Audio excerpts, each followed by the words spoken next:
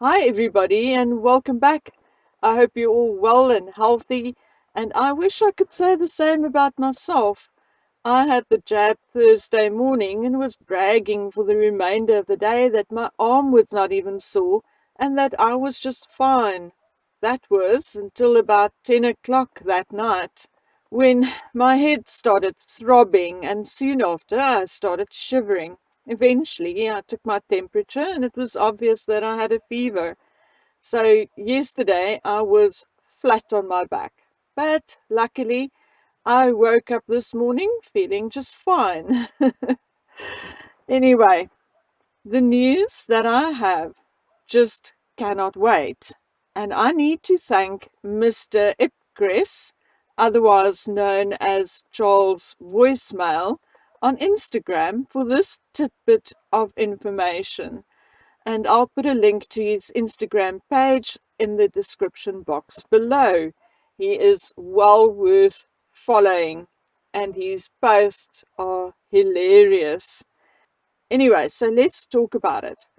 We have all asked the same question numerous times. How or why did the royal family allow Harry to marry Meghan?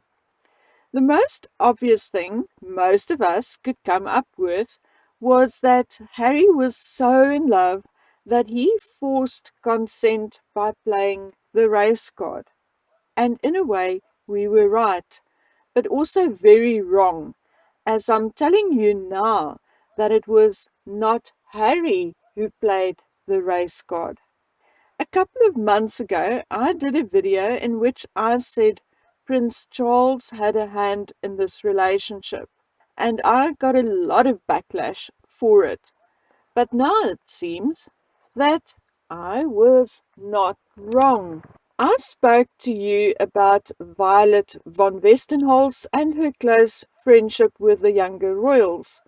I also told you that her father was a close friend of Prince Charles. I also told you that Eugenie York was also a friend of Violet. And okay, it doesn't end there.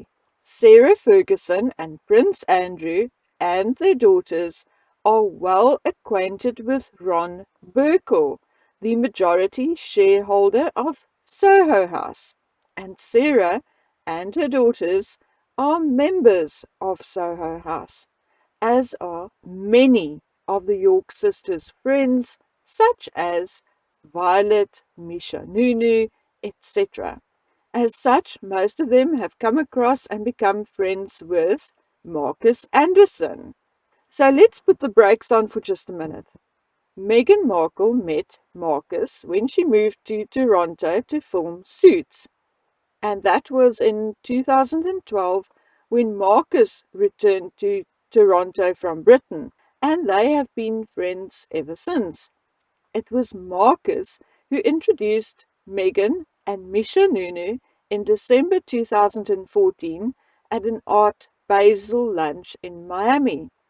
Now remember, Violet, who is a Ralph Lauren representative, also knows Misha, and the both of them know the York sisters. And all of them are friends with Marcus Anderson. Recently, during the Oprah interview, Meghan even admitted that she met Eugenie before she met Harry. So to recap, Violet, Eugenie, Beatrice, Misha, and Marcus all know one another. And then, ta-da, enters Meghan Markle. Now, there was Harry, a man in his 30s with a number of failed relationships. His brother was and had been happily married for a few years already and settling nicely into his role as royal husband and father. And I was told at the time of making the previous video that Prince Charles was indeed whispering in his friend's ear that his daughter Violet should assist in finding a partner for Harry. But of course, it did not stay with just violet. It spread to Eugenie and Beatrice, and of course, eventually to Misha and Marcus. But, and this is where the backlash came from previously, there was a specific preference, and this was that the young lady they chose be a woman of color, mixed race, or black. And it was this which clicked with Violet, Misha, and Marcus, as they knew just the girl. Now, previously, everyone told me I was delusional. Prince Charles would not do that, blah, blah, blah.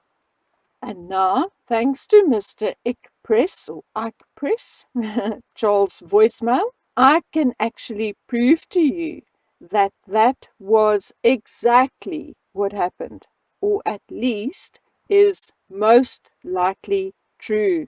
And I now refer you to an article in The Guardian dated the 17th of October 2000, and the article was titled Charles should have married a black woman. I'm reading verbatim from the article. The Prince of Wales should have been told to marry a black woman, according to the chairwoman of the commission that produced last week's controversial report on race in Britain. Lady Gavron of the Runnymede Trust, a race relations think tank, said, "It would have been great if Prince Charles had been told to marry someone black. Imagine what message that would have sent out." She said that the royal family sent out the wrong message about Britain. They are a symbol of our unmeritocratic tendency, and of course, they are all white. Regardless of this article, Prince Charles is said to have been very aware of the whiteness of the royal family, and in an ever-changing British landscape, he was aware of the possible benefits of bringing a little colour into the family. Of course, he himself had been waiting a long time to be with the love of his life, and his eldest son had been in a long-term relationship with his college girlfriend. So, the only option or opportunity left was for poor hapless Harry. Charles's hope for a woman of color to marry into the family, unfortunately, did not stay an insider secret and was picked up on by others.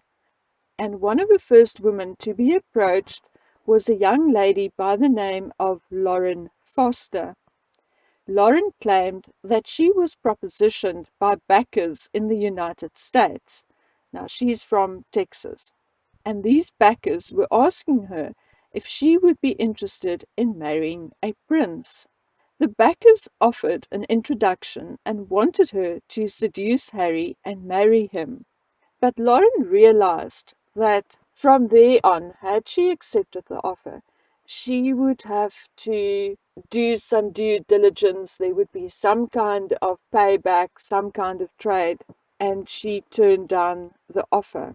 Lauren claims that the same offer was then made to Meghan, and that Meghan was all in immediately, and the wheels were put in motion to arrange the introduction, which of course was made easy by the fact that she already knew Marcus, Misha, Eugenie, and in 2016 or 2015, she also met Violet. It was later suggested by Lauren that there was something very sinister going on behind the scenes where Meghan is concerned. I have since spoken to others about this and to date refused to look into this further, as it did reek a little of conspiracy theory to me more than anything else. However, now with the Guardian article, which Mr. Ipcress found, dated 2000, the coincidence has become just a little too great, and I decided to put my prejudice aside and go searching. Although Lauren had never revealed who these backers were who approached her, the story is now doing the rounds that it's not a conspiracy theory at all, but that Prince Charles's hope of having someone of colour marry into the royal family was indeed hijacked and provided an opportunity for high rollers to get a foot in the door with the royal family, something which had been attempted numerous times before. And now all you need to do is to thank Andrew and Mr. E. It is now suggested that the referrals or positive references Meghan got from the likes of Eugenie and Violet is the main reason why so little homework was done on Meghan. As far as Prince Charles was concerned, Meghan had the right DNA, with just enough colour in her to make the royal family look less lily-white, and the character references from Eugenie and Violet, etc., was enough. It was also easy enough to have any negative news and items scrubbed from the internet, and at the time it seemed like a small price to pay. The question is now, who were these backers or operators behind the scenes who used and abused Prince Charles's intentions? What was their goal? The destruction of the royal family? I don't know, but I now believe that Meghan's own ambitions played right into their objective. I'm now convinced that Prince Charles's role in the introduction of Meghan and Harry is in fact true. And I also believe that his current unhappiness is not just with Meghan and Harry and their lies on, say, the Oprah interview, but also with himself for being such a fool. We also now have Harry's book or his memoirs making the headlines, and there are more and more reports that Eugenie is somehow involved with, say, the research for the book.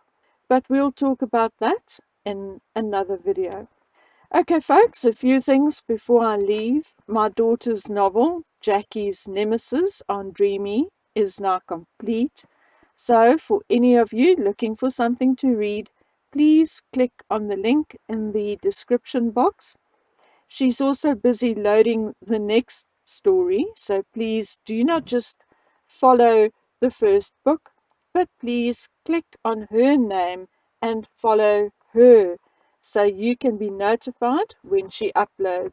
Also, for those of you who have not seen my video on Andrew and Virginia titled Andrew and Virginia Under the Magnifying Glass, please hop on over to my backup channel to watch it. That link is in the description box below as well. The reason why it was not posted on this channel is because my backup channel is not monetized, and therefore there are no advertising standards to adhere to or that applies to the channel, and I was thus able to call a spade a spade. I did an in-depth look into the allegations by reading numerous articles and parts of Virginia's manuscript and condensed it in a 22-minute video. And I would love to hear your opinion on what I had to say. Okay, and with that, that's all from me. Please take good care of yourselves, your family, and in particular, your children. And until we meet on the next video, take care. Bye.